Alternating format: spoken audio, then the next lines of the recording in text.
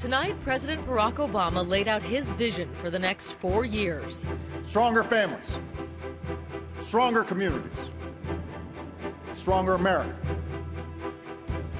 It is this kind of prosperity, broad, shared, built on a thriving middle class, that has always been the source of our progress at home. I do solemnly swear. KITV4 was there as our Hawaii-born president took the oath of office.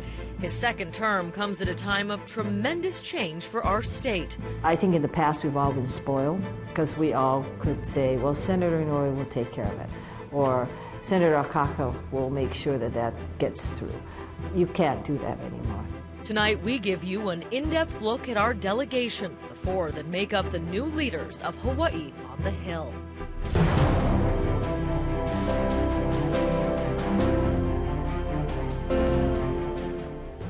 Good evening. Thank you for joining us. I'm Yunji Denise. Politically, Hawaii is at a crossroads in uncharted territory. For decades, we've relied on the two Dans, Senator Daniel Akaka and the late Senator Daniel Inouye, to represent our interests.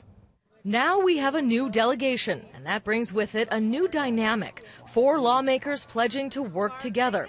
That togetherness might be tested sooner than later. 3 of the 4 could wind up running against each other for the same Senate seat. How do they move forward? How do they balance cooperative leadership with their own aspirations? And what does it mean to us? Tonight, we delve into the challenges that started day one for Hawaii's fresh faces on the Hill. On the night before Barack Obama would take the oath of office, steps away from the White House, Hawaii's who's who was dancing the night away.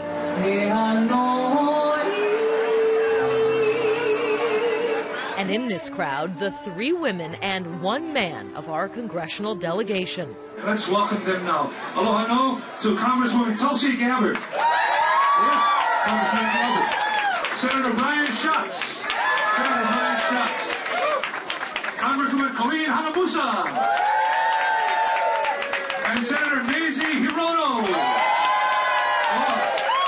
The energy exuberant in this moment of what will be many side by side. What is it like to be all together? You know, hopefully it's just what's going to happen in the future.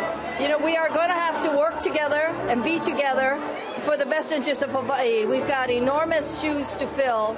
And the only way I think we're going to be able to do it is by each of us recognizing each other's strengths and weaknesses and together trying to be everything that we can for Hawaii. Now, none of you are shy. Is there a leader of the pack? I'm the oldest. Colleen said it exactly right. It comes down to we have to be unified. We're a small delegation, but one of our strategies over the last 30 or 40 years was to always work together, and that's what you're going to see in this delegation.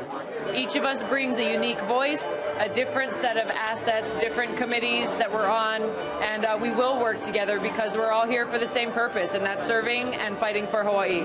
If all of the other states' delegations could have the kind of diversity that our small but mighty united delegation has, I think we'd be able to make a lot better choices for our country.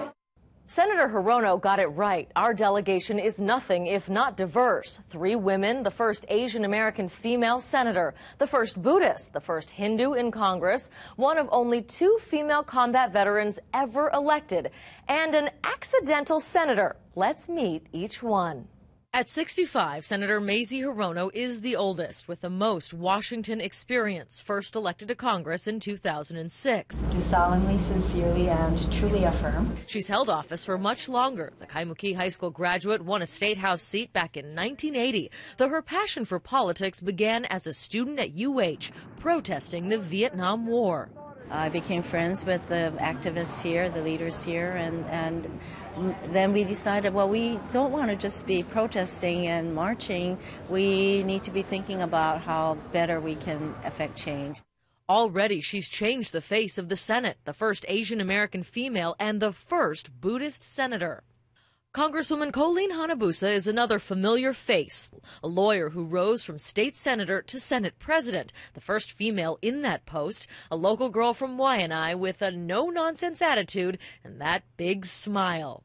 I think it's being more than anything else comfortable with who you are.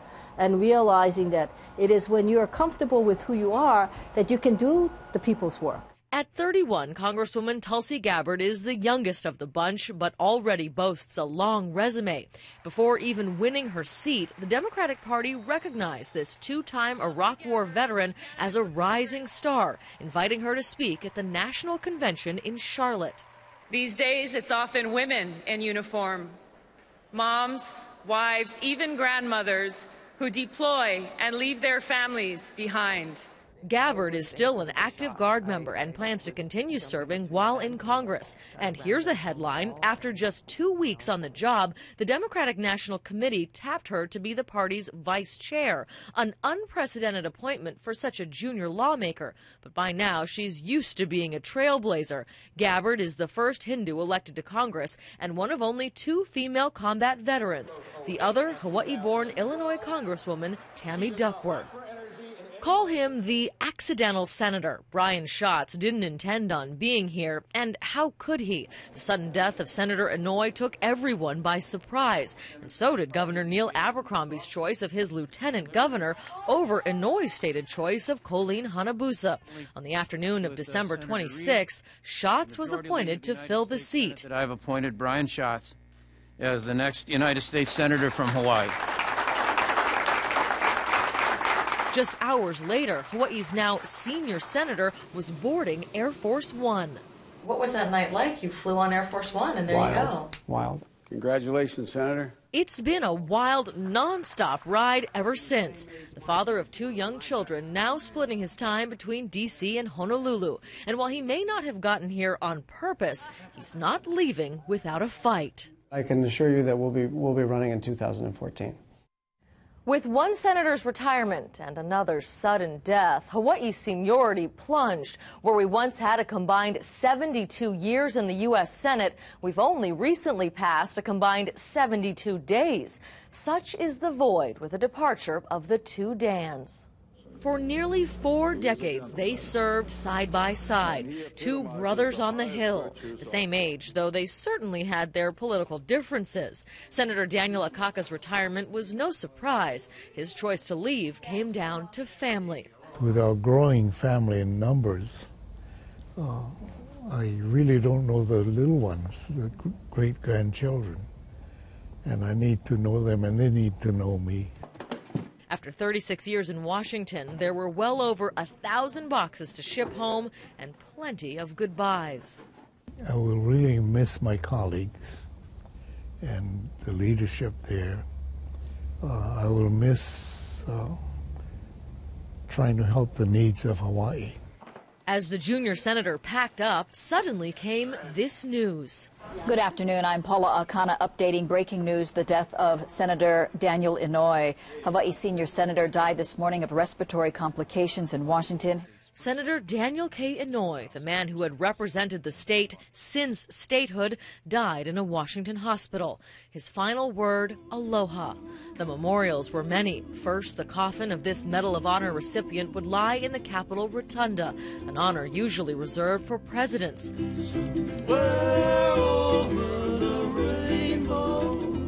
Then a service at the National Cathedral. I think it's fair to say that Danny Inouye was perhaps my earliest political inspiration. He would be brought home, honored at the state capitol, where the people he represented for so long lined up late into the night to pay their respects. I felt really blessed to be here because it was a solemn occasion, and yet there was a celebration of his life and his achievements and all the work that he did for Hawaii. I think everybody here is very appreciative of that. It was at Punch Bowl, where dignitaries, along with family and old friends, including those who fought with the senator on the battlefields of World War II, gathered for a final farewell.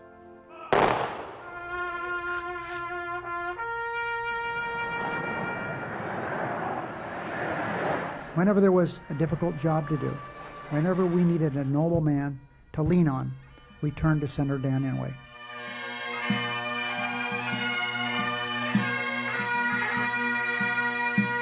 He fought like a warrior, but when it was time, he went like the Koi. with discipline and dignity. My brother, aloha oi, hui ho.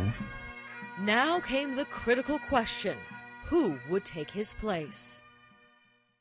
Still ahead, defying a dying wish. Now, ladies and gentlemen, Senator Brian Schatz. Inside the governor's controversial choice. I think he really had a sense of who he thought could carry on his legacy. Senator Inouye's widow weighs in. Then, from friends to political rivals, the possible showdown in 2014.